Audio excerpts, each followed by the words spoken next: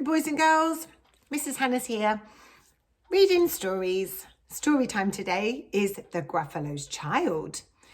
This is the second book with the Gruffalo in it by Julia Donaldson and Axel Scheffler. And it's based in winter. There's certainly none of that at the moment, but I thought we would share this story. Ready?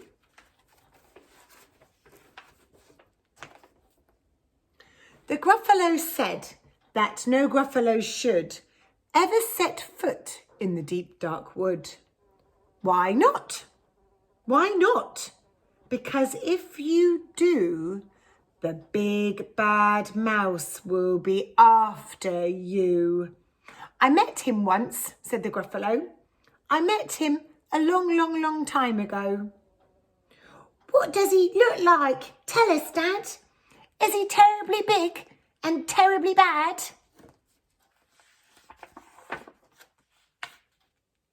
I can't quite remember, said the Gruffalo.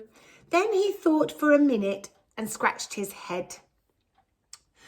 The big bad mouse is terribly strong and his scaly tail is terribly long. His eyes are like pools of terrible fire and his terrible whiskers are tougher than wire. One night when the Gruffalo snored, the Gruffalo's child was feeling bored. The Gruffalo's child was feeling brave, so she tiptoed out of the Gruffalo cave. The snow fell fast and the wind blew wild. Into the wood went the Gruffalo's child. A trail in the snow.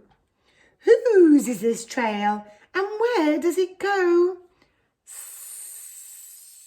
A tail poked out of a log pile house.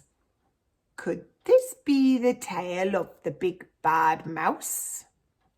No. What do you think? Out slid the creature. His eyes were small and he didn't have whiskers. No, none at all. You're not the mouse. Not I, said the snake. He's down by the lake, eating Gruffalo cake. The snow fell fast and the wind blew wild. I'm not scared, said the Gruffalo's child. Marks in the snow. Whose are these claw marks? And where do they go?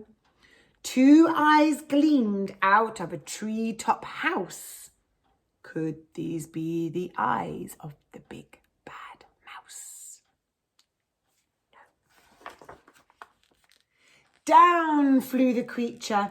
His tail was short and he didn't have any whiskers of sort. You're not the mouse. Twit-twoo, not I. But he's somewhere eating Gruffalo pie. The snow fell fast and the wind blew wild.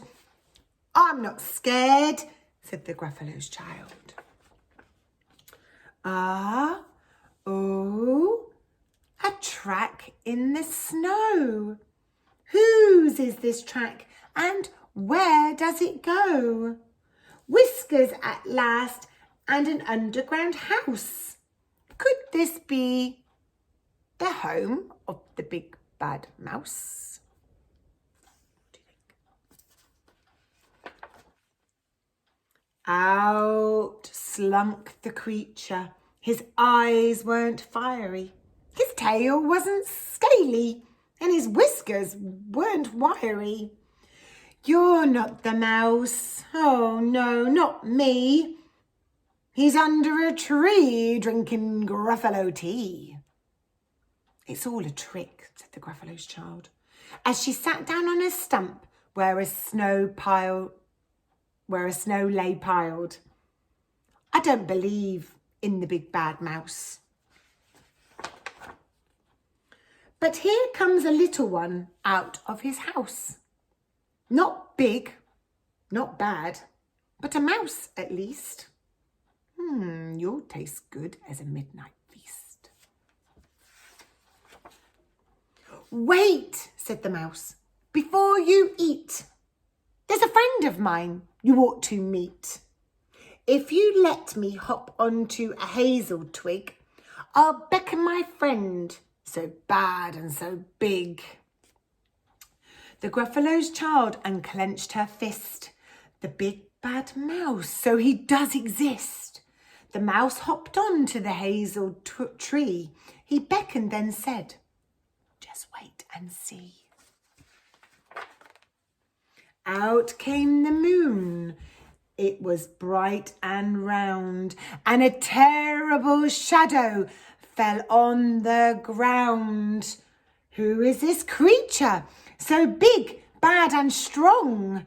His tail and his whiskers are terribly long.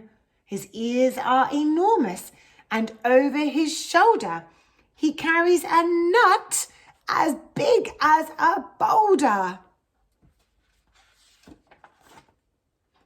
The big bad mouse, yelled the Gruffalo's child. The mouse jumped down from the twig and smiled. Ah, oh, prints in the snow.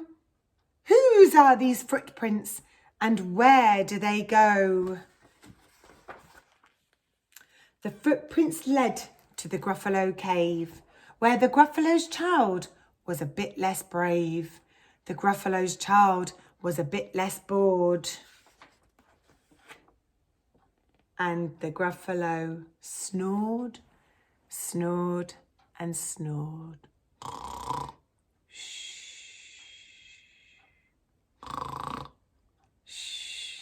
They're sleeping together. And we say the end. I hope you enjoyed listening to Mrs. Hannah read you The Gruffalo's Child today. Take care. See you soon. Bye-bye.